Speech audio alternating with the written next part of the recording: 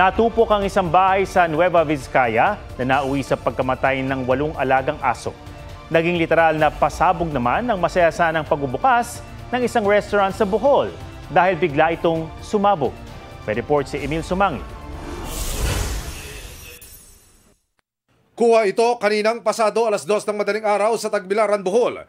Sumabog ang isang restaurant na magga-grand opening pa naman ngayong araw. Bagsak ang kisame at nagkalat ang mga bubog, damay ang mga katabing establishmento. Lagpas isang oras ding nawala ng kuryente sa paligid. Walang nasaktan sa pagsabog na inaalam pa ang sanhi.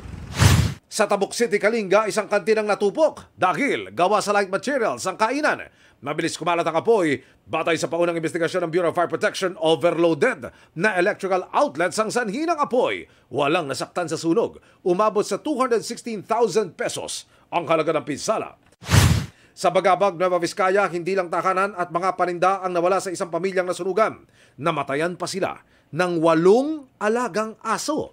Batay sa investigasyon ng BFP, nagmula ang apoy sa nag-overheat na ventilador na nakatutok sa alaga nilang Shih Tzu at 7 tuta nito.